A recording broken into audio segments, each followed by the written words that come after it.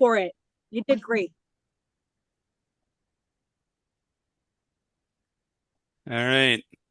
Welcome, everybody, to the March 11th meeting of License and Ordinance.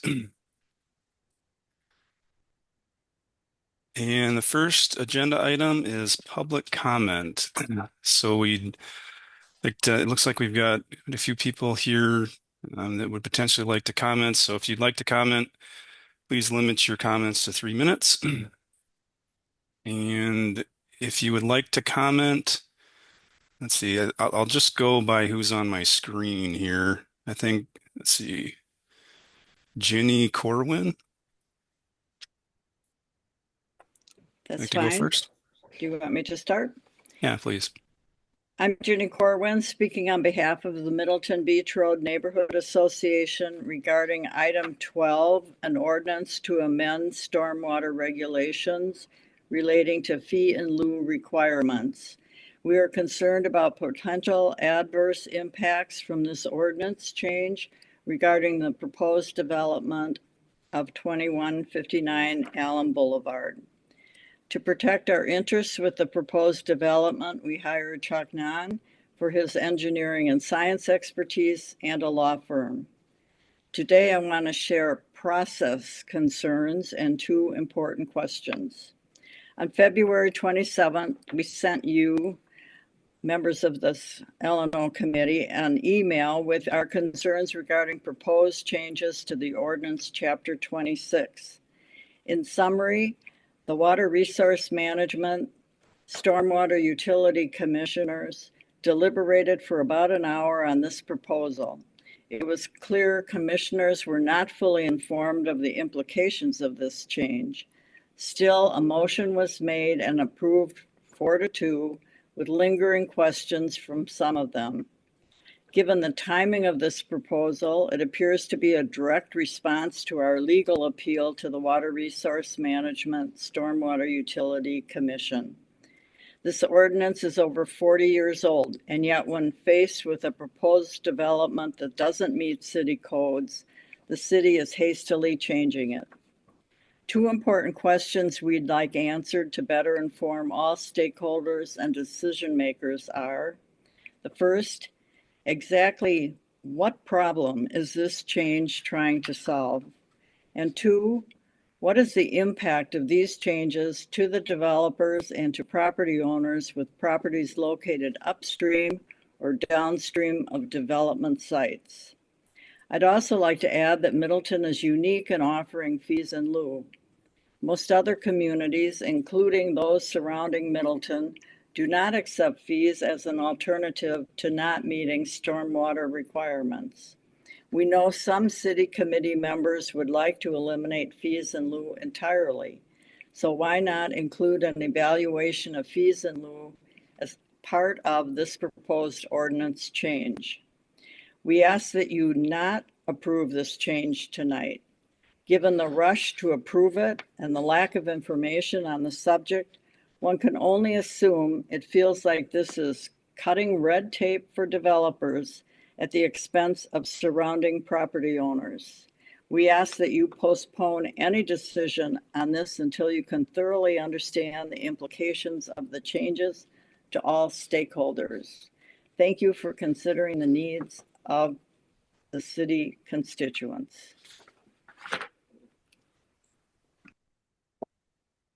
All right, thank you. Next one on my list here, Chuck Nahn. Yep. I Yes, got it. my name is Chuck Nahn, and I reside at 5623 Sand Hill Drive in Middleton. I'm a registered professional engineer with over 42 years of experience specializing in stormwater runoff issues. I urge you to vote no on item number 12, an ordinance to amend stormwater regulations relating to fees in lieu of requirements. The proposed ordinance change would remove language designed to protect downstream property owners from the detrimental impact associated with increased surface stormwater runoff and decreased infiltration from developing areas. which is pathetic. I should know that. Infiltration and recharge will reduce the amount of surface stormwater flow, potentially causing localized flooding downstream.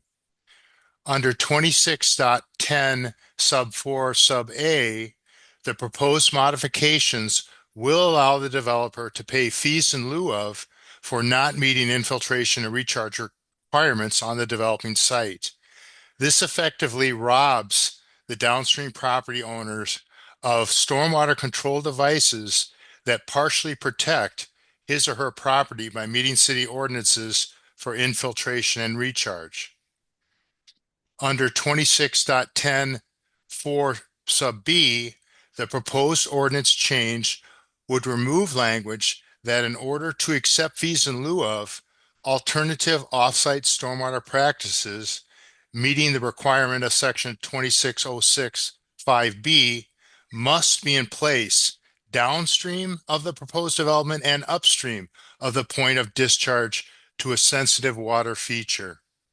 This provision was inserted to protect downstream property owners, and removing it once again robs the downstream property owner of partial protection from downstream localized flooding resulting from meeting city ordinance for infiltration and recharge. Thank you for consideration of my comments.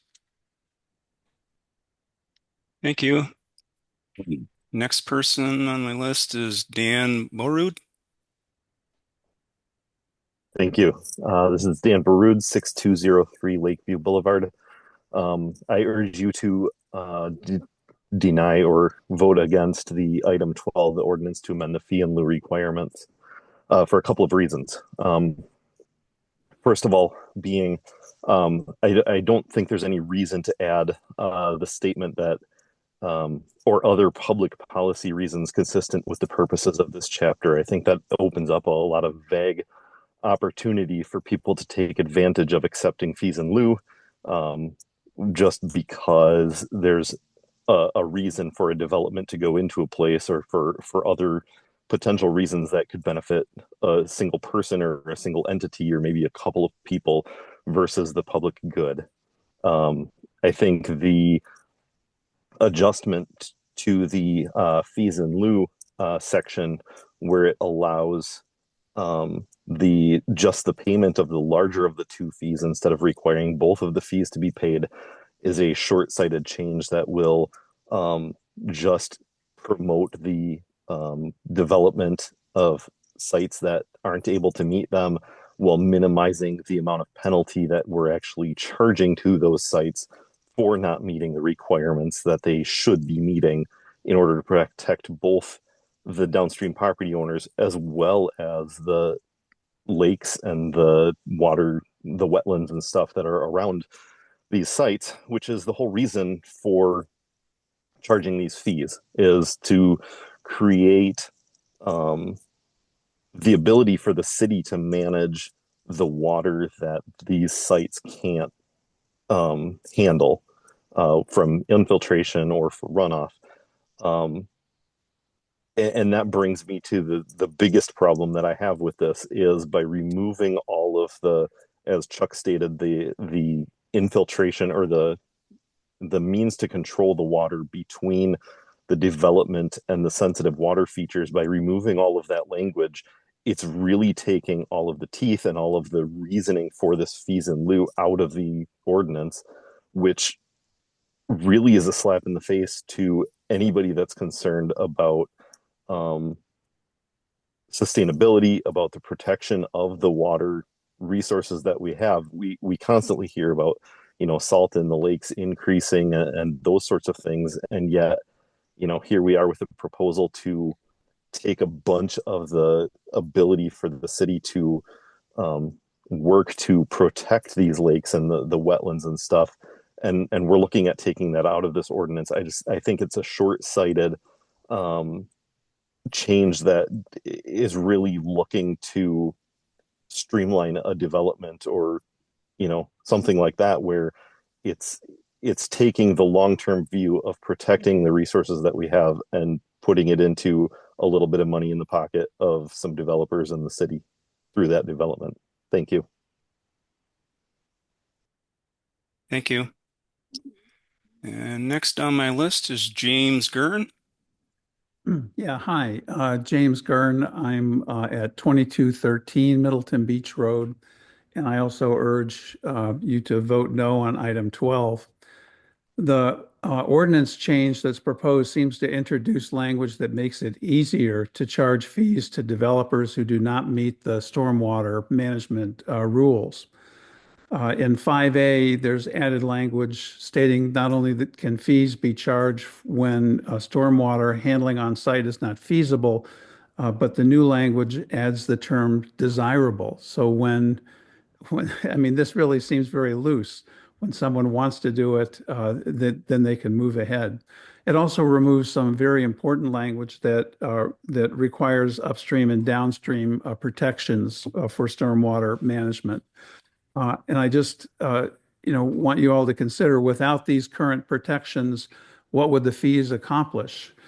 They won't prevent flooding due to poor site planning by the developer, and they won't prevent runoff into the lake that degrades the water quality. So again, I urge you to vote no on the change for the ordinance. Thank you. So that's the last one I have in the comments. Alder Haniro would like to comment before her Plan Commission meeting, but is there anybody else that hasn't commented that would like to comment during public comment period?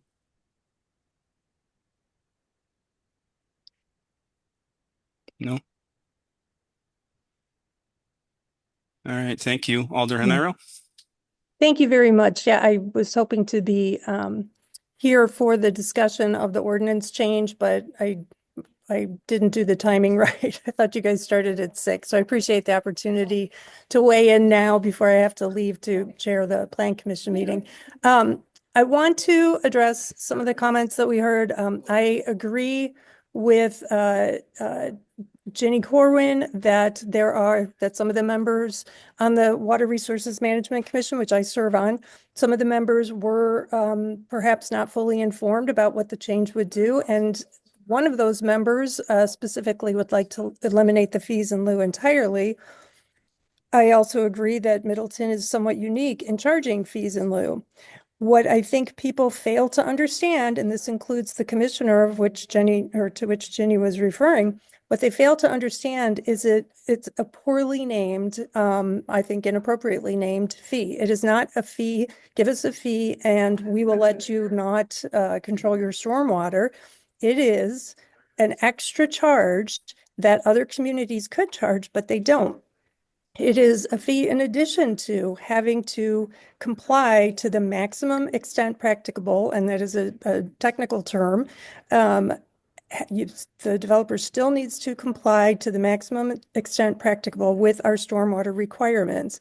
And if that MEP, as it's called, doesn't get them to 100% of what we require, then we charge a fee on top of requiring them to do what they can to manage stormwater. And as our city stormwater expert, Eric Sorensen, has told the Water Resources Management Commission several times, he counts it at 150 times, the fee, or a situation like this particular development that is attracting all the attention, that development would be found exempt from having to comply with the infiltration standard in Middleton and in any other community where conditions were identical. The difference is they all let the development go forward. In Middleton, we do the same, but we add a fee on top of it. So that is the difference. And to say that anybody who's in favor of eliminating fees in lieu entirely does not understand what fees in lieu are, because it is a way to generate a little bit of revenue after the developer has achieved the maximum extent practicable. The ordinance needs to change for legal reasons. A question was asked, what's the problem that we're trying to solve? Matt Fleming is on. I know he will address that. his assessment of the need to marry the legal and the technical, the practical, that coupled with Eric Sorensen's strong recommendation as our city's stormwater expert is what led me to make the motion to approve this ordinance change. The Water Resources Management Commission is still in the process of reviewing other aspects of our stormwater ordinance. One of the changes I would like to see made is to not, I believe it was Dan who raised the issue of charging for both recharge and infiltration instead of one or the other, the higher of the two. I personally would like to see redevelopment sites not get charged just half of the fee. I think they should be paying the same fee that new development would.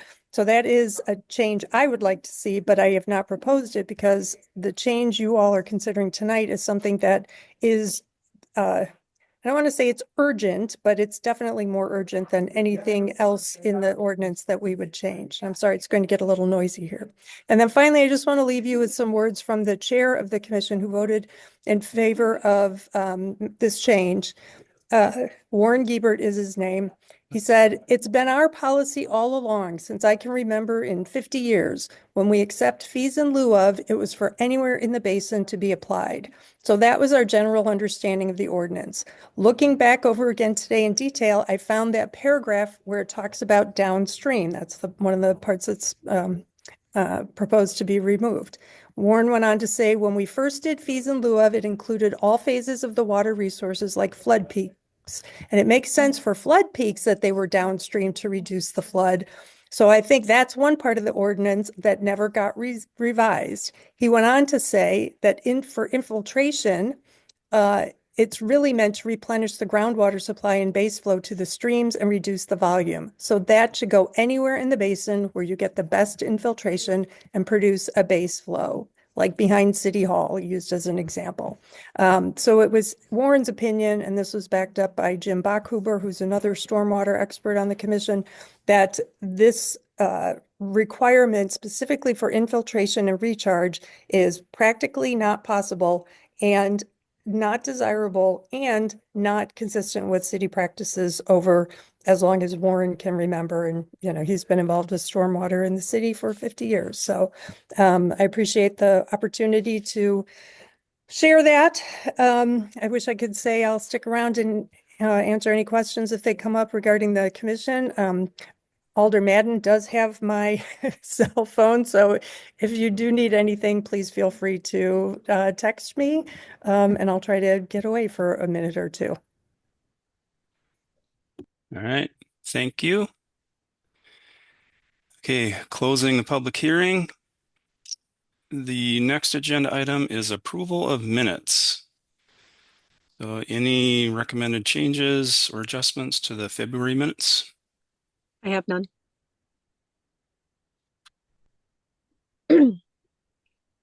I'll move we approve the minutes of our February meeting. Kalish will second. Minutes are approved. All right, next agenda item, category licenses and permits. Jeremy, are there any of these that we can bundle? It looks like the first two, the second two, and then the last two are individual, but 2 and 3 and 4 and 5, it looks like can be bundled together. Okay. All right. 2, application for a special event permit by Friends of Pheasant Branch Conservancy. Peter Whittaky, contact person for the 2025 Prairie Chase Run Walk on June 28th, 2025 at Orchard Heights Park. And number 3, application for an outdoor amplified sound permit by Peter Watuki for Friends of the Pheasant Branch Conservancy, P.O. Box 628242, Middleton, Wisconsin, for announcements and band 9 a.m. to 11 a.m., June 28th, 2025, for the 2025 Prairie Chase Run Walk. Comments from staff? These two? I'll just note this is an annual event held at Pheasant Branch Orchid Heights. No changes from previous years. And Peter is the contact who's been running this is aware to notify trail users prior to the event, and also notify the county for the portion of the race that goes on their land. So, but other than that, no concerns on my end. And nothing from the PD side either. This has been run for a number of years. We've never had any issues there. Yeah. Any other comments? All right. I would go ahead and move approval of the application of a special event permit by Friends of Pheasant Branch Conservancy for the 2025 Prairie Chish 1 Walk and the amplified sound permit for said walk on June 28th, 2025. Collins will second.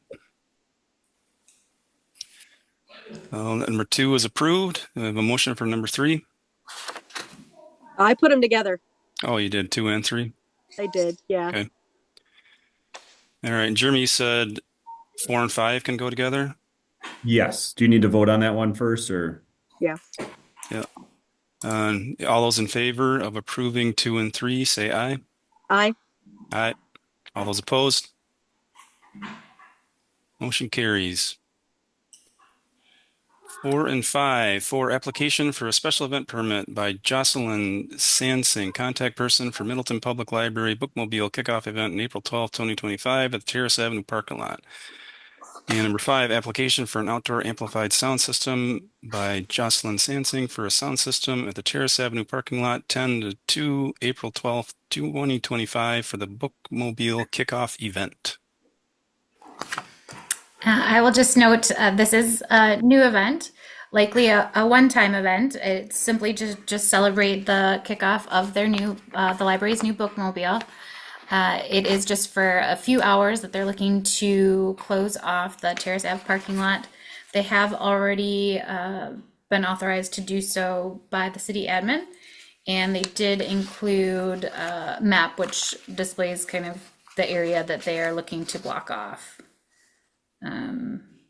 Yeah, that's all I have. And no issues if you're looking for my opinion. There's no issues from the PD side either. So. Okay, with that in mind, I'll move we approve items 4 and 5, the application for special event permit and application for an outdoor amplified sound system, both by Jocelyn Sansing at Terrace Avenue parking lot between 10 and 2, April 12th, 2025 for the Bookmobile Kickoff Event. Collins will second. All those in favor, say aye. Aye. Aye. All those opposed, nay. Motion passes 4 and 5. Jeremy, did you say 6 and 7 we do separately? Correct, yes. Okay. 6, application for an outdoor amplified sound permit by Middleton Gators, a commercial enterprise at the Walter Bauman Aquatic Center, 2400 Park Lawn Place for sound system, announcements, and recorded music for various dates, times throughout the summer. And I can kind of touch on this one. So this is an annual permit. It's been approved. We've never had any issues. This one, based on the hours, is technically outside of our ordinance allowance. So that just means that it requires full council approval if it passes here. And you've never had any problems in the past with No, from neighbors or anything like that? not in years. If we have, it's been a long Okay. time. Fantastic. I'll go ahead and move approval of the application for an outdoor amplified sound permit by the Middleton Gators for sound systems, announcements, and recorded music for various dates and times throughout the summer. Collins will second. All those in favor, say aye. Aye. Aye. All those opposed? Motion passes. 7, application for renewal of an annual outdoor amplified sound permit by Melissa Brum for Stone Horse Green, 7550 Hubbard Avenue for sound system, speeches, band, DJ 3 to 9 daily from January 1st, 2025 through December 31st, 2025. And I can touch on this one. This is just the annual permit. This is identical to what they requested last year. It is mainly for just their general programming that happens throughout the warmer months. If an event were looking to go outside of the 3 to 9 p.m. hours, they would need to apply for their own outdoor permit, outdoor amplified sound permit. And from a PD side, we have not had issues there with noise recently. A handful of years ago when it was brand new, we got a couple of complaints, but that seems to have taken care of itself. All right, excellent. I'll go ahead and then move approval for the application for renewal of an annual outdoor amplified sound permit by Melissa Brum for Stonehorse Green, 7550 Hubbard Avenue for sound systems, speeches, band, DJ between the hours of 3 p.m. and 9 p.m. from January 1st of 2025 to December 31st of 2025. I'll also second. All those in favor signify by saying aye. Aye. Aye. All those opposed? Motion passes. All right, moving on to ordinances. Number 8, an ordinance to change membership of Pedestrian, Bicycle, and Transit Committee and Public Works Committee. So I can cover this one. My computer's not opening the document, but that's okay. So I'm on the PED Bike and Transit Committee. And so the reasoning and rationale for this is currently the Public Works Committee appoints a member to the PED Bike and Transit Committee. And we would like to change that where the PED Bike and Transit Committee would appoint someone to the Public Works Committee to represent PED, pedestrian, bike, and transit issues on the Public Works Committee. So this has the full support of the Pedestrian, Bike, and Transit Committee. And Kim, did you talk about this at the Public Works Committee? We did indeed. So the general feeling, and this was unanimous among Public Works members, was, well, we have no opinion as to how many, because this is part of the ordinance as well, how many members sit on the Pedestrian, Bike, and Transit Committee. The committee as a whole opposes the changes to the Public Works Committee. There's a lot of kind of downstream effects that happen when we change the way that liaisons are structured, which is why we just changed the ordinance not too long ago in this committee and in the council to change how we appoint the liaisons to those various commissions, Conservancy Lands, what will soon be renamed as Stormwater Management, and the Pedestrian, Bike, and Transit Committee. Kind of in a nutshell, by the time that the Pedestrian, Bike, and Transit Committee would name their potential liaison or member to the Public Works Committee, that's sometime in May, maybe June, which means that we don't have a full contingent of Public Works members to appoint our other 2 liaisons to the other 2 committees, which also meet monthly. Public Works does not endorse the PED Bike and Transit Committee potentially changing the makeup of Public Works. And they were unanimous in that discussion. Mm-hmm. Any thoughts from city staff? Any legal issues, concerns, Matt? No, not in particular. I mean, I hadn't really thought about the timing issue or what solutions could be proposed there, but it sounds like there's more to it than just that timing issue. Although, I mean, when you talked about Public Works members being sent elsewhere, in this ordinance, I believe that this is one less place that Public Works will be sending a member. Yeah, that's true. But I guess our question in the larger discussion was that if we have a liaison from Public Works on the PED Bike Transit Committee, why are we reversing it? You know, it's you know, the hope is that liaison from Public Works would take back to Public Works all of the concerns and reports back from the Pedestrian, Bike, and Transit Committee, just as is currently happening with Conservancy Lands and Stormwater Management. Yeah, I don't have any opinion on the policy choice in terms of, who should be sitting on what committee, cross committees. I'm not sure if I ever got a thorough explanation of that, since it's not really my concern to set those kind of policies. So whatever input the committees think. So, I mean, well, I guess we can see how L&O is going to decide to go, but I'm guessing this might be a split vote to move this onward, in which case, yeah, I don't know, maybe there needs to be some kind of discussion, or, it would go on to council with presumably no recommendation if the votes were 1-1 here.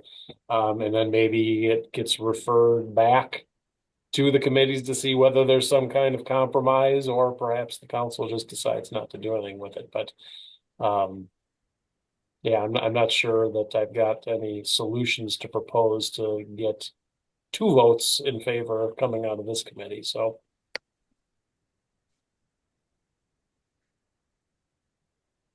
Yeah, I mean, would it be helpful to have more discussion at the Public Works or the Ped Bike and Transit Committee meeting? Can we send this back for more information to collaborate on, given the concerns that were raised by Public Works?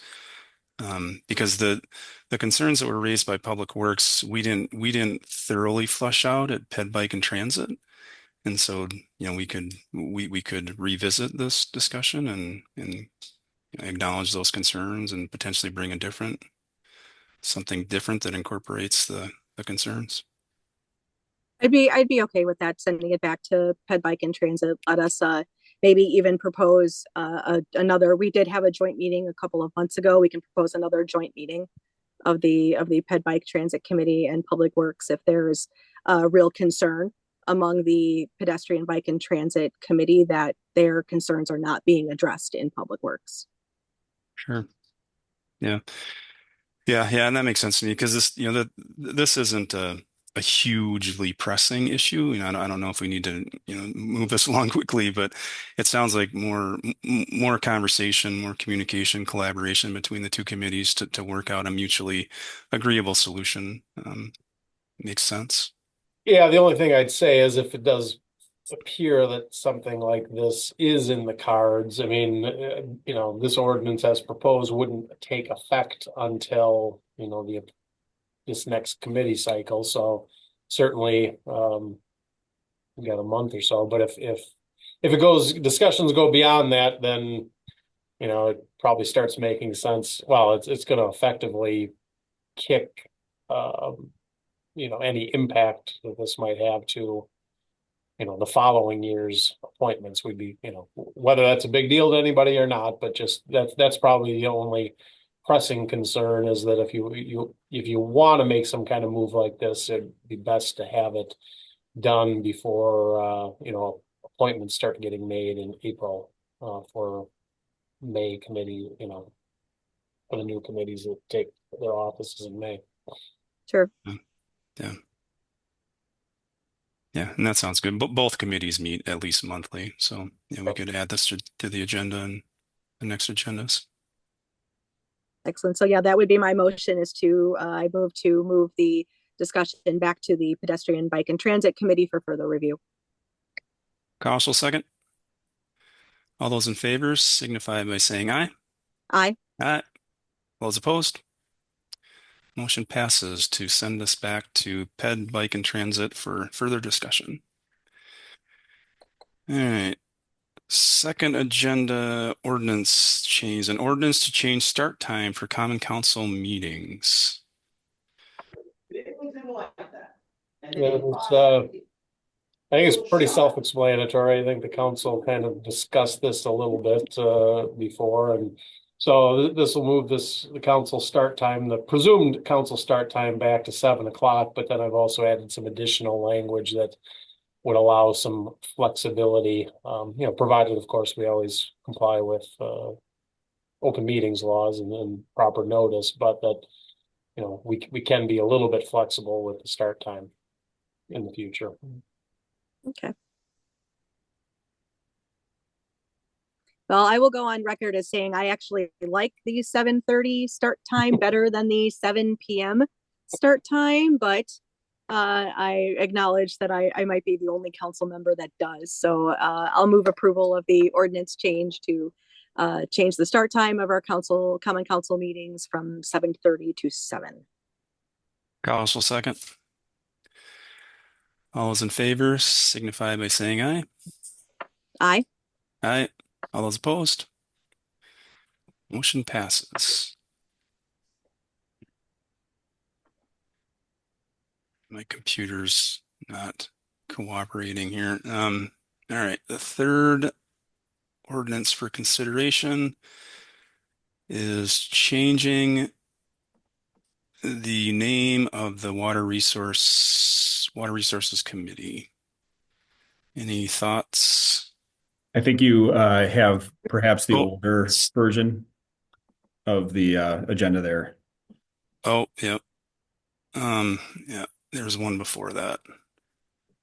The next one is An ordinance to authorize city vehicles in parks and conservancies. Sorry about that.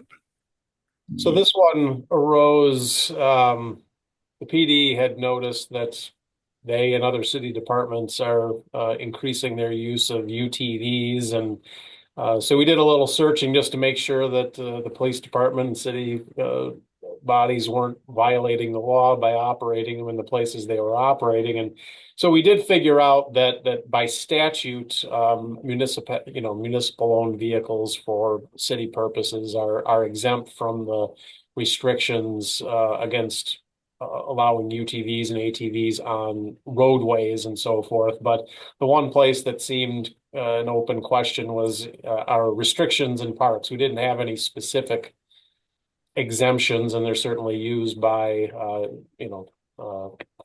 fire, police, and so forth. So we have put this language in there just to make sure that technically, if any city people are using UTVs or ATVs in the parks and conservancies, that there isn't even a technical violation of the code if that's going on. Yeah, and I mean, this makes sense with police, fire, ambulance, maintenance of the parks. Mhm. Yeah. Any other comments?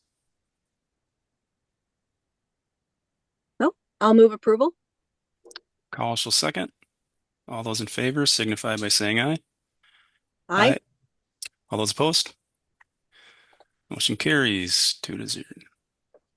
All right, so now, let's see.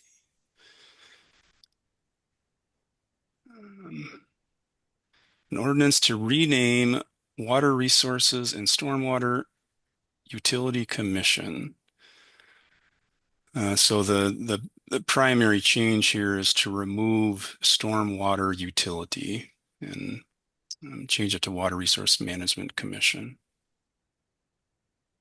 Yeah, I think the primary motivation here is that nobody has really found the new acronym to be all that endearing. And it's a bit long, just regardless.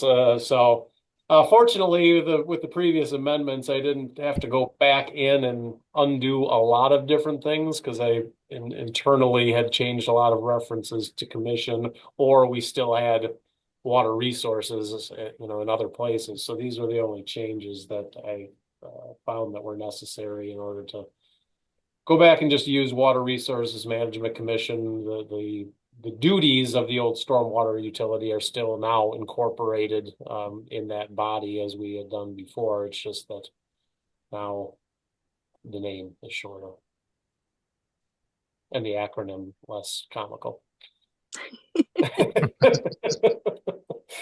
That's fair. And I for one am disappointed. I was gonna, but I don't get to say. The Water Resource Management Commission they're good with this too.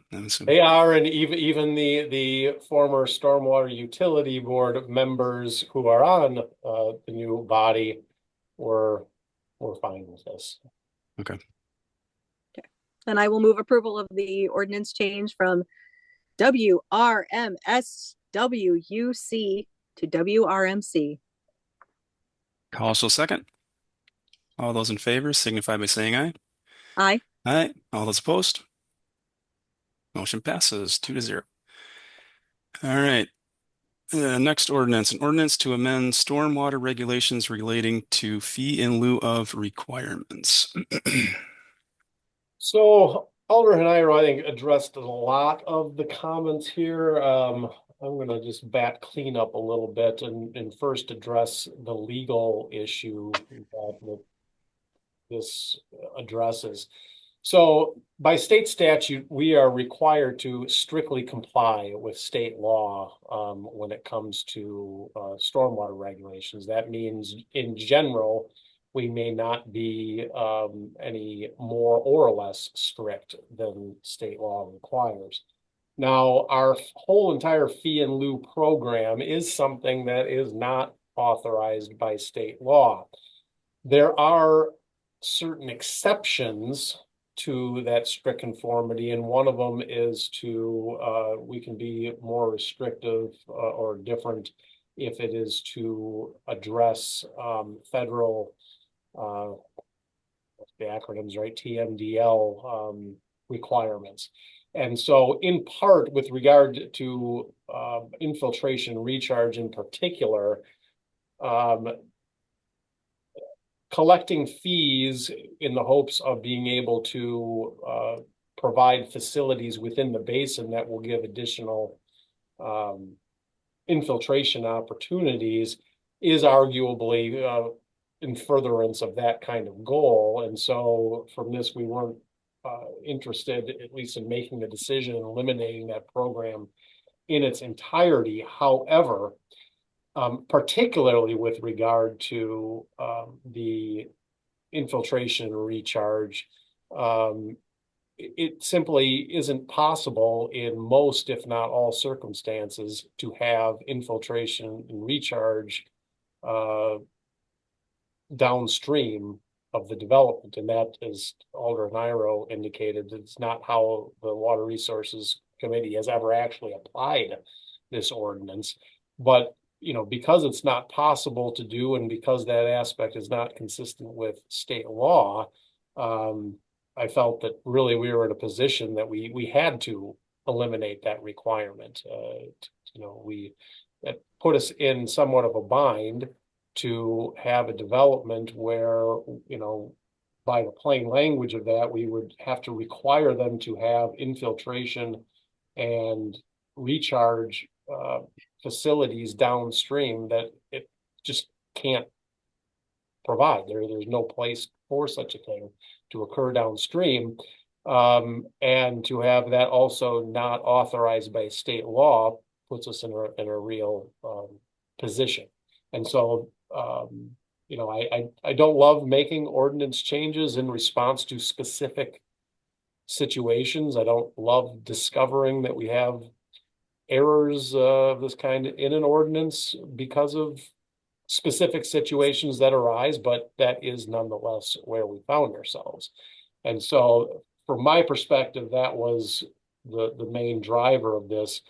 In terms of having this only apply now fees in lieu to infiltration recharge, Eric could have explained it better, but it's my understanding that effectively recharge and infiltration is the only place we've ever used fees in lieu, and that we have always required, and I think it's somewhat the way the performance standards actually even work, that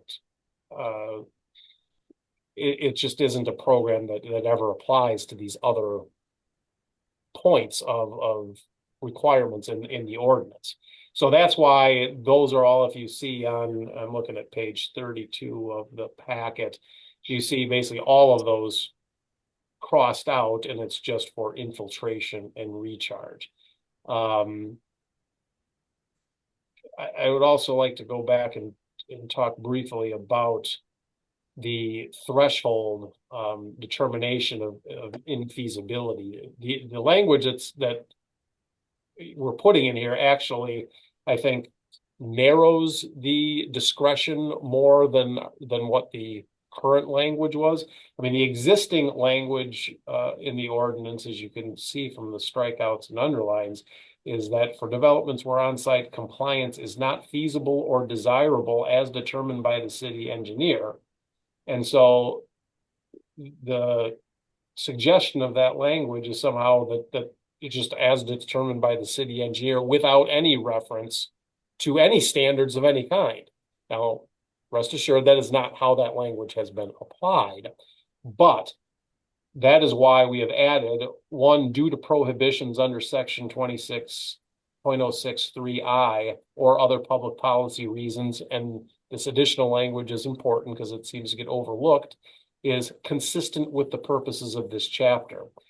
So the reference to section 26.063I is a list of situations where basically with infiltration, and again, I might not technically explain this as well as it could be, but there are many places where the ordinance and state law say that you do not want infiltration to occur. Also, some places where infiltration cannot occur, and those are where those prohibitions come in. And so that's where that back reference is. It says, well, you know, whenever these things apply, where the ordinance says you don't want infiltration to be occurring, clearly you're not going to have on-site infiltration there. And so that, in one sense, where those things apply and you're not infiltrating, you are, in fact, in one sense, meeting the performance standards, because in those instances, you're not supposed to have infiltration, is the general idea of what's happening there.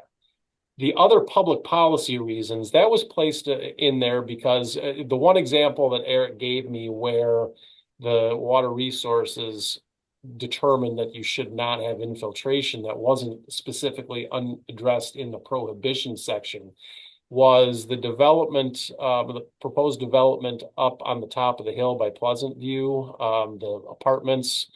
So just to the north of those apartments, you've got that big rock wall that is on the PPD property, not owned by PPD, but where PPD operates.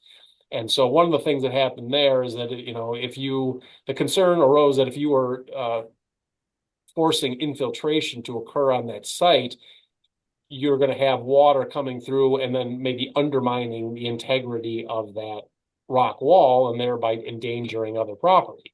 Well, one of the purposes of the stormwater ordinance is to protect other property. So that would be an example where you would not impose or force an infiltration or recharge performance standard because there's other public policy reasons consistent with the purposes of this chapter that would suggest you don't want to do that. So that is what that language is. This does not expand discretion. It really better describes how the discretion has been used in the past, but more importantly, at least as a linguistic matter, it narrows discretion, because under just the plain language as it existed, there wasn't really any guidelines for the exercise of that discretion by the city engineer. So, and as Alder and Iro indicated, you know, the change to remove the downstream requirement for the infiltration and recharge, you know, this was brought to light because of a specific development that is now moving forward. And just from a legal perspective, I think it's important that that this be adopted. So,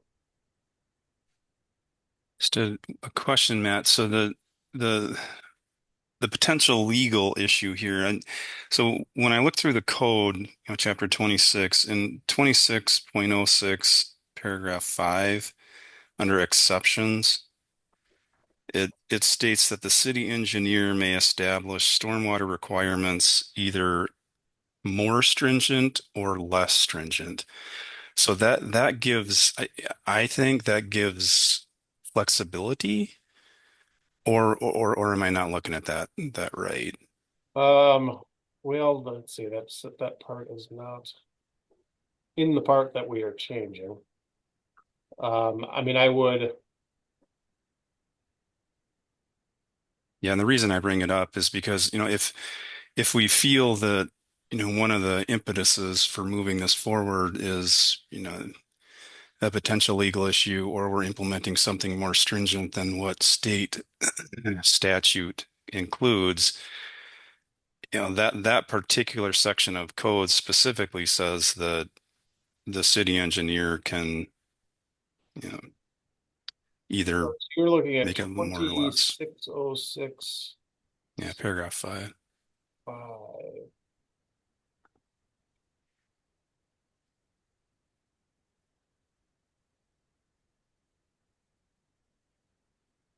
Yeah, I mean, I'd have to look at that. I mean, so yeah, it does appear to be allow some movement depending upon certain conditions. I've not looked at whether that exercise of discretion is consistent. Other portions of this ordinance are going to be looked at. But this was one that for which was going to present a direct problem to a development that is currently being proposed and that is currently seeking approval of a stormwater management permit. And, we didn't want to be forced into a position of having to deny something under our ordinance that, frankly, legally we couldn't. And so then we're faced with a choice of either denying it because we can't, or not, or approving it contrary to the language of our ordinance under the argument that it's not a lawful requirement because of the conformity problem. And so to avoid being stuck between Scylla and Charybdis, so to speak, we are that's why we're moving forward these changes now, because they're presenting an immediate and specific problem, not because there aren't other things that we need to take a look at. Yeah, so I guess that would be an outstanding question is, is it a dire need based on 26065, because it seems like it does give us some discretion. And then, another question I have too is it sounds like there's two primary impetuses for this. One is, the requirement, or the potential requirement to implement stormwater measures that might not be physically possible. And so that's one, but then the other one is removing peak flow, runoff, sediment, and temperature from fees in lieu of. Those four also have, well, three for sure, also have very stringent criteria. And so if this were to go forward, would we potentially be setting ourselves up for additional legal issues? Because if the way I potentially understand it is that if flow, runoff, sediment, and temperature are not included in a fees in lieu of program, then they will be approved. Well, I mean, see, as Alder Hanairo talked about, we are the only ones that have a fees in lieu program. And so, I mean, those performance standards will be met to the extent that the ordinance can require. And so we will really be on those standards no different than any other community. But it's my understanding from Aaron that, and from the discussion at Water Resources, is that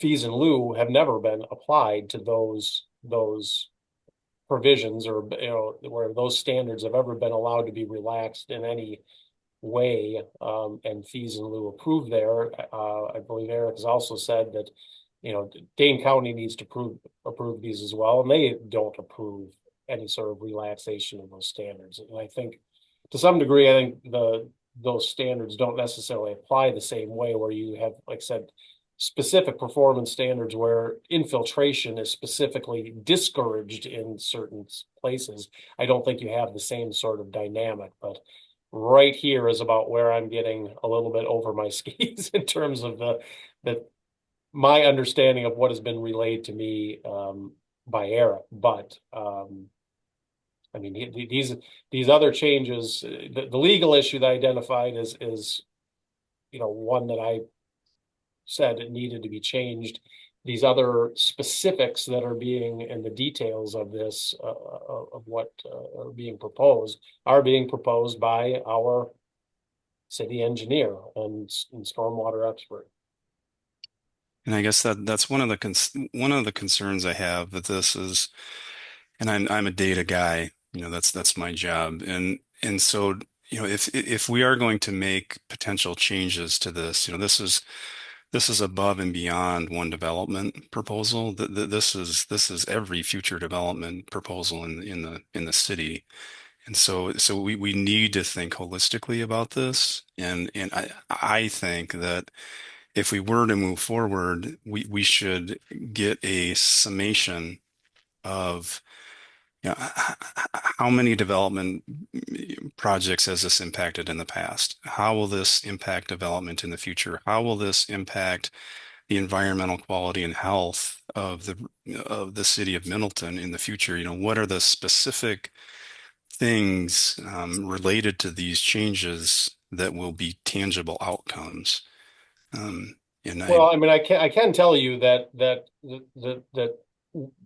this downstream requirement for infiltration, and I given in Middleton, given the soil conditions, I understand that the infiltration requirement is frequently either the prohibitions or limitations apply, and the downstream requirement has never been imposed. Because in most cases, like I said, it simply cannot happen. And so it has numerous times been interpreted that way. And this would be the first development where anybody has sought to impose that requirement upon a development. And it does not put the city in a good legal position to, well, I mean, again, it forces us to make a choice to either issue a permit contrary to our ordinance or deny a permit contrary to state statute. It is not an enviable legal position to be in. And I agree, we do not want to make changes under these circumstances. I agree that this is far from ideal, but this is the situation in which we find ourselves. And, sometimes ideals need to give way to legal realities. Yeah, and that's if, I guess I'd like a little more, and maybe we don't have time to do it tonight, but looking into that 26065, because I understand that, we don't want to be put into a legal bind, but, that I think that gives the city engineer flexibility. I don't think it paints us into a box where we have to make a decision here or there. The other concern I have with this moving forward on this particular ordinance is I watched the Water Resources Committee meeting where they discussed this at length, nearly an hour in February, and they brought up numerous comments, concerns, issues. There were people on that committee that would have liked to have another month to look at it. And there were also a lot of issues brought up about fees in lieu of in general, the terminology, how it's being viewed as, and things like that. And so I feel that if we're going to open up 26, we should do a thorough, comprehensive job.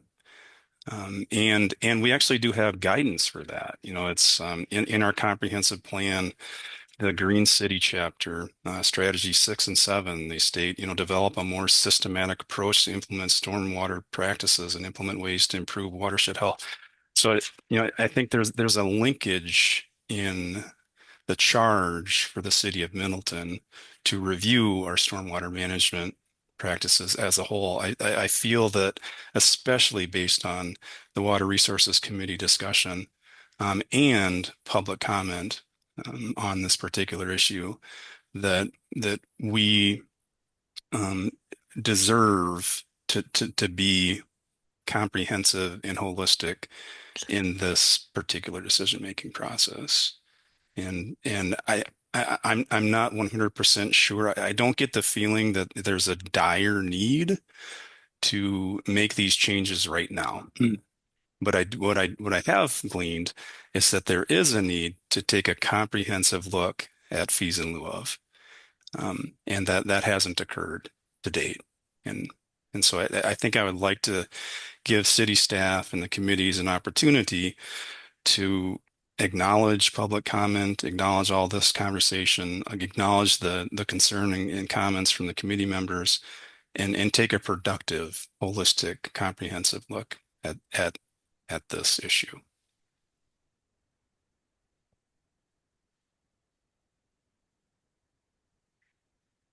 And sorry, I'm leading this conversation, Kim. I didn't mean to talk the whole time. No, Sorry. you're fine. I guess my concern is kind of like what Matt was talking about, is that we are putting ourselves in a little bit of an uncomfortable situation, right? As far as the legality of either giving that permit or denying it based on, our ordinance and legal statutes. To be perfectly honest with you, think that this is not a discussion that should be held just between the three of us in the L&O committee. Although I like the idea of having a larger discussion about fee in lieu, I feel like this particular ordinance and the way that it's worded should go in front of the full council for debate. I would generally say I would prefer to move that we advance this to common council and have this discussion as a council and not just the two of us in license and ordinances. This needs to be a much fuller, much more rounded discussion.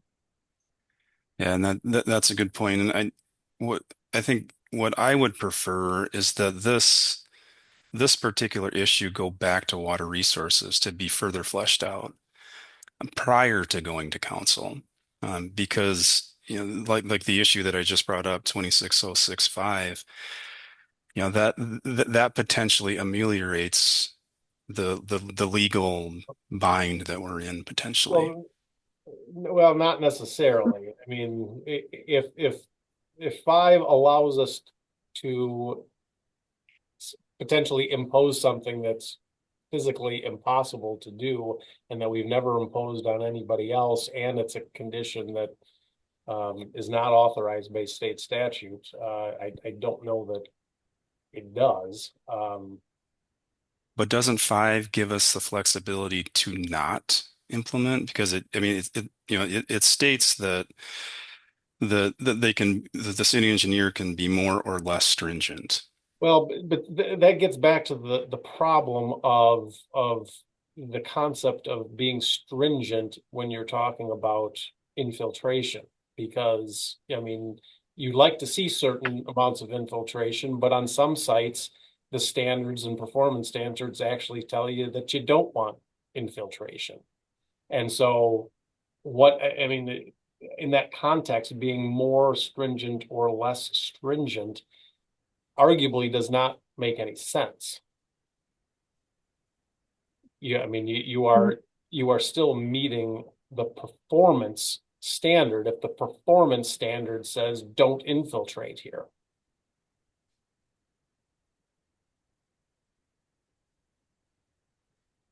And then do we know why peak flow, runoff, sediment, and temperature why were they removed?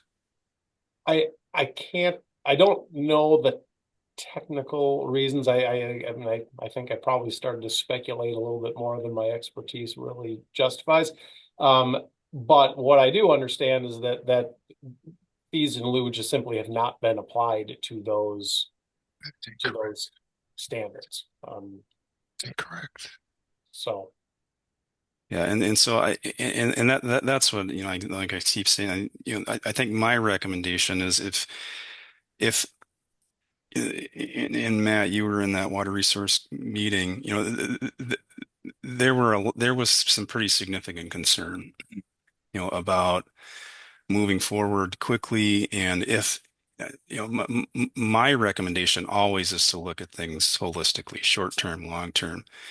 And there's obviously a need to evaluate fees in lieu as a whole. If if there is a legal issue, then why can't we just pare this down just to that legal issue instead of include all this other stuff that potentially might create additional legal issues? Um, because if we remove peak flow, runoff, sediment, and temperature from fees in lieu of, that basically creates a requirement that developers have to meet because we can't, exchange for a fees in lieu of. And those Well, are right, but they already have to meet it because the county requires it. Right. And I think that's, again, part of the larger discussion too, is that we are only looking at Middleton's ordinances, which can be more, or I would assume like the federal law, less stringent than the county ordinance. Is that correct, Matt, legally? Right. We can't make them less stringent than the county, right? So if we have a county minimum already in place, then the fees in lieu, from what I'm again gleaning from this conversation, are kind of an additional buffer for, hey, we know that you can't meet this either due to physical concerns or because we do not want that kind of infiltration in that spot. The fees in lieu help to support any additional management issues that may arise from that. Is that correct? Ballpark? Yeah, I mean, it's always difficult here when we're trying to marry technical engineering things with legal, but that's roughly consistent. That's consistent with my understanding of the situation. Yeah, and again, if we have a county minimum and Middleton's is more stringent and charging the fee in lieu, I mean, we can have a discussion about fee in lieu. I just think, again, that it should be in front of the council. The council has the same access to that information in the stormwater management meeting. I watched it as well. I came to many of the same conclusions based on what I had heard. So I'm willing to have the conversation again as a whole, as a council. Yeah, I mean, like I said, it makes sense to have a discussion at the council level. But one of the concerns that was brought up from the stormwater committee was that this would get a thorough review and thorough evaluation. So it wouldn't just be passed on just because Water Resources passed it on. And one of the main takeaways I took from watching that meeting was that I don't believe that they had finished their discussion. And so I think that in order for the Common Council to have a well-informed, productive discussion, we should reach out to the experts and have them finish their discussion so that they can properly inform the council members, and we can get expert thoughts and opinions on discussions that have not finished yet. That's my primary recommendation.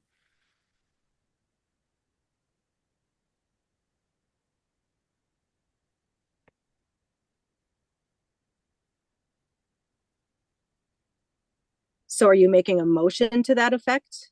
Yeah, so I'll make a motion to not approve this ordinance and instead send the ordinance back to Water Resources Committee to have a more comprehensive discussion and more comprehensive and thorough discussion for consideration.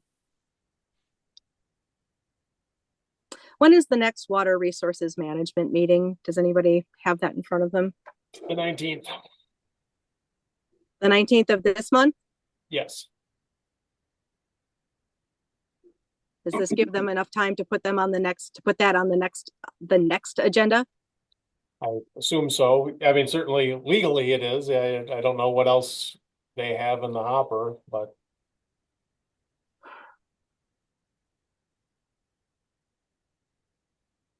it is certainly more than enough time to, notice it. I mean, right now there's no posted agenda. I don't know when Eric typically posts the agenda for water resources, but it is not there now, and well, it's a week away, so I wouldn't have expected it to be up there yet anyway. Yeah.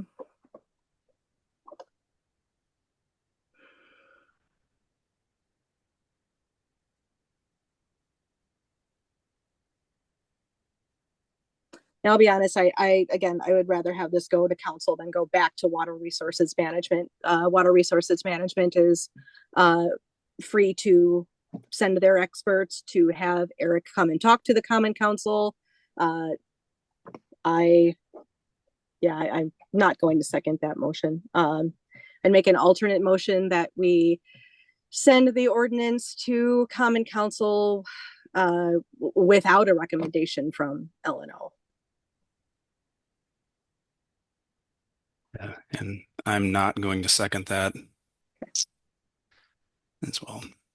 So Matt, we might have to ask for your expertise in how this moves forward. Right.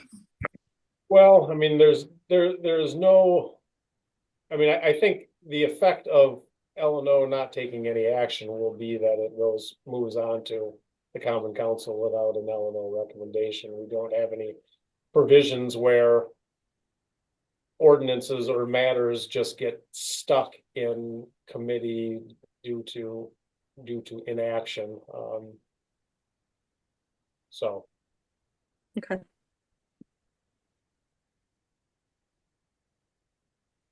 All right.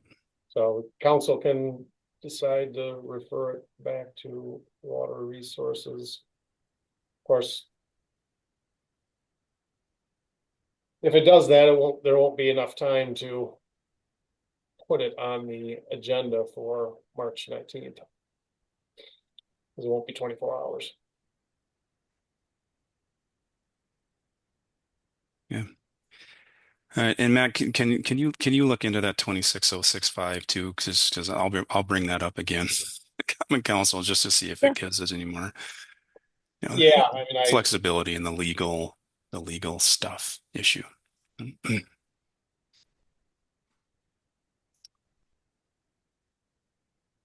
All right.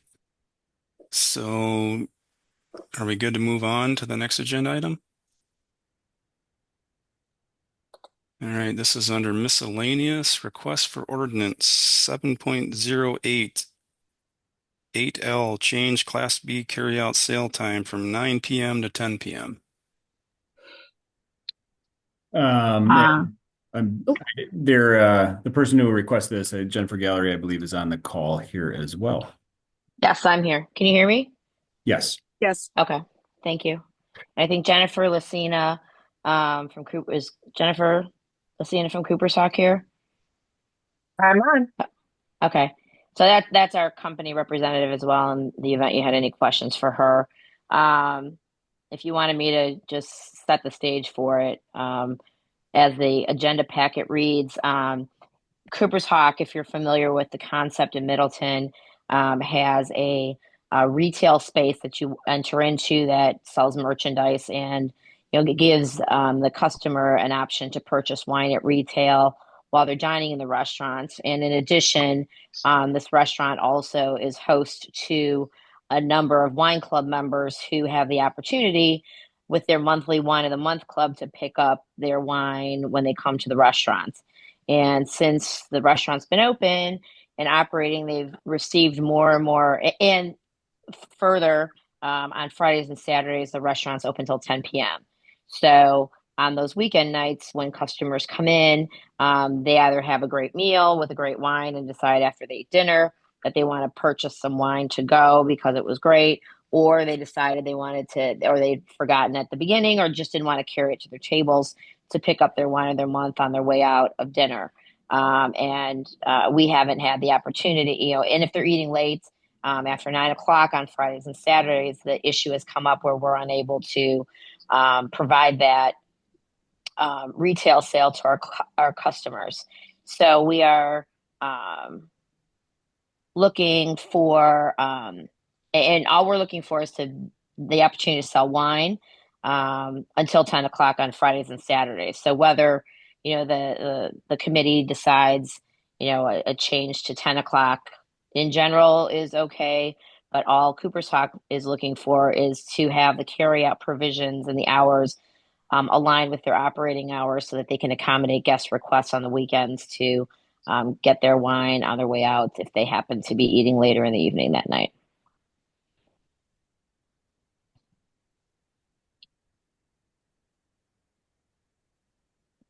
Hello? All right. Oh, sorry. We're still here. Any comments from staff? Matt, I don't know if you have any opinion on this one.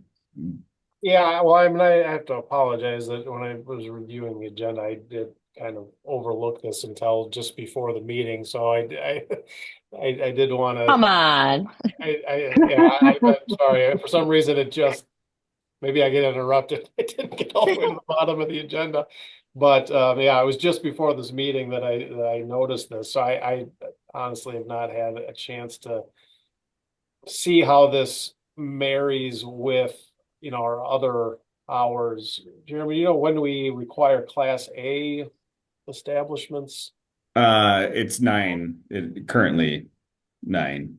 Right. So so the one thing I'd have to think about is the degree to which we can make those different. I mean, I think the carry out for Class B is intended to be consistent with Class A establishments. Whether that needs to be, I don't know. I mean, I'm pretty sure we have some flexibility on when we can set those hours. But whether they need to be consistent across the board, whether we can just do it for Class B is something that I'm going to need to take a little closer look at. Because this would apply to not just Cooper's Hawk, but all Class B. Well, certainly we couldn't apply it to just to one. Yeah.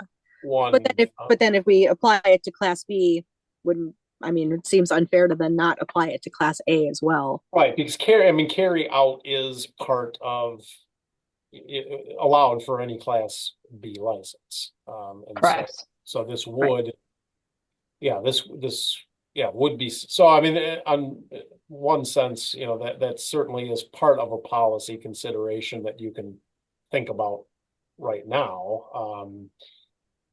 Maybe if you're not prepared, you want to have a broader picture before you think about this, you could, just refer it back to me for further research and report and take this up again the next month. Or if, you're certain you wouldn't want this for all Class B establishments in the city, well, then maybe your decision could get made now, but, Yeah, and that's my biggest concern. I mean, I don't necessarily have a concern with this, with Cooper's Hawk, but how will this impact, because this won't be applicable just to Cooper's Hawk. And are there concerns, issues for other businesses that implement this? Are they in favor of it, not in favor of, so that I would be a little concerned going forward without having some review of the repercussions of this and the impacts of this to every other business that could do this. Yeah, I mean, it's not clear. I don't know if we're going to know exactly the repercussion because, then it's not just every Class B, but I have to imagine your Class A, retailers are going to wonder why, well, the bars can sell a 6-pack of beer between 9 and 10. Why do they get that carry out business and not me? Maybe they don't notice. Some of these questions I just don't know if you can know specifically what the impact is, other than knowing that it seems likely that others are going to want to do the same for similar reasons to Cooper's Hawk. It's better for business to be able to sell more hours, I guess. And just again, just to clarify, we're only looking to do it for 1 more hour. And the hours of operation are like 1 o'clock in the morning or 2, whatever that is. But we're only looking for the carry out to be 1 extra hour. That's it.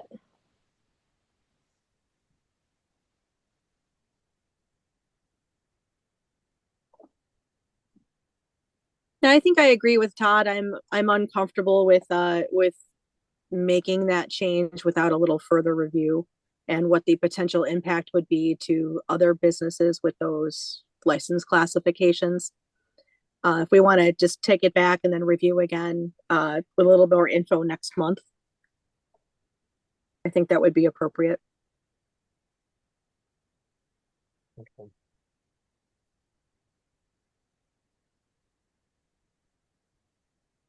Yeah, and do we have to take official action on this? And Was yeah, this an official request?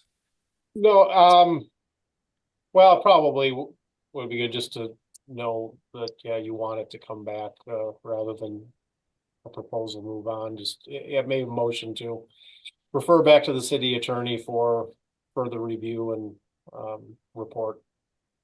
Yep, I'll make that motion. Carl, shall second. All those in favor signify by saying aye. Aye. Aye. All those opposed? Motion passes. Okay. Thank you for your time. Thank you. Thank you. All right, that's the last agenda item. Well, call the license and ordinance meeting to a close. All right. Good night, everyone. Thank you. So much. Everybody.